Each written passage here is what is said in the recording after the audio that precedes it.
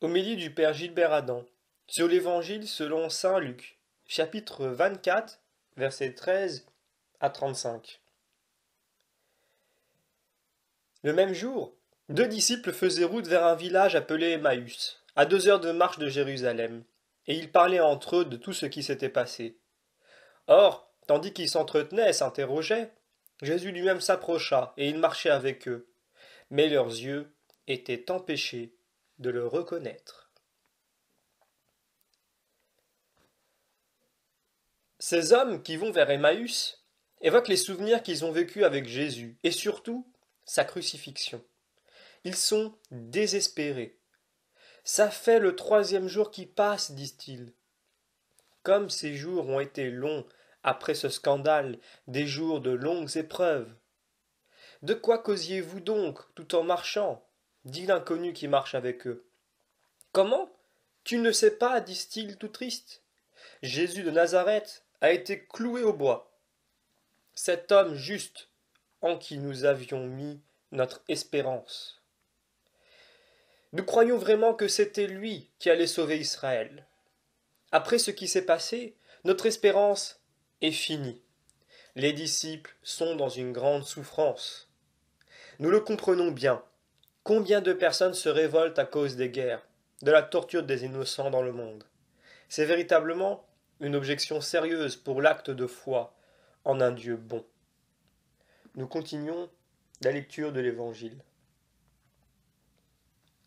Jésus leur dit: De quoi discutez-vous en marchant? Alors ils s'arrêtèrent tout tristes. L'un des deux, nommé Cléophas, lui répondit: Tu es bien le seul étranger résidant à Jérusalem qui ignore les événements de ces jours-ci. Il leur dit: Quels événements? Ils lui répondirent: Ce qui est arrivé à Jésus de Nazareth, cet homme qui était un prophète puissant par ses actes et ses paroles devant Dieu et devant tout le peuple. Comment les grands prêtres et nos chefs l'ont livré. Ils l'ont fait condamner à mort et ils l'ont crucifié. Nous, nous espérions que c'était lui qui allait délivrer Israël. Mais avec tout cela, voici déjà le 3e jour qui passe depuis que c'est arrivé.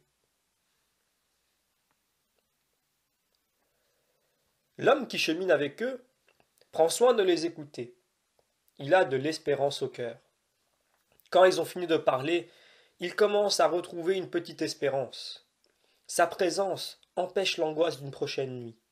C'est vrai, disent-ils. Nous avons été bouleversés par quelques femmes qui sont allées au tombeau. Il était ouvert. Mais lui, Jésus, elles ne l'ont pas vu.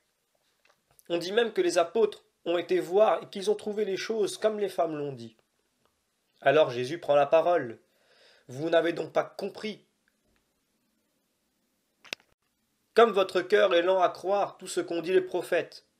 Et il leur expliqua, dans toutes les Écritures, ce qui le concernait. Nous continuons la lecture de l'Évangile. Il leur dit alors: Esprit sans intelligence, comme votre cœur est lent à croire tout ce que les prophètes ont dit. Ne fallait-il pas que le Christ souffrit cela pour entrer dans sa gloire? Et, partant de Moïse et de tous les prophètes, il leur interpréta dans toute l'Écriture ce qui le concernait. Quand ils approchèrent du village où ils se rendaient, Jésus fit semblant d'aller plus loin. Mais ils s'efforcèrent de le retenir. Reste avec nous, car le soir approche, et déjà le jour baisse. Il entra donc pour rester avec eux. Quand il fut à table avec eux, ayant pris le pain, il prononça la bénédiction, et l'ayant rompu, il le leur donna. Alors leurs yeux s'ouvrirent, et ils le reconnurent, mais il disparut à leur regard. Ils se dirent l'un à l'autre: Notre cœur n'était-il pas brûlant en nous, tandis qu'il nous parlait sur la route et nous ouvrait les Écritures? À l'instant même, ils se levèrent et retournèrent à Jérusalem. Et ils y trouvèrent réunis les 11 apôtres et leurs compagnons, qui leur dirent: Le Seigneur est réellement ressuscité, il est apparu à Simon-Pierre. À leur tour, ils racontaient ce qui s'était passé sur la route et comment le Seigneur s'était fait reconnaître par eux à la fraction du pain. Pierre, qui affirmera la résurrection de Jésus, reprendra ce qui s'est passé. Jésus est venu en faisant le bien. Il a fait parler les muets. Il a fait voir les aveugles. Il a ressuscité Lazare, et on l'a mis sur la croix. mais il a été remis debout. Il est ressuscité et la mort est vaincue. La haine est dépassée. Dieu, dans son amour, est victorieux. La victoire de l'amour agit désormais dans nos vies. À la suite des disciples d'Emmaüs, nous reconnaissons Jésus dans la fraction du pain.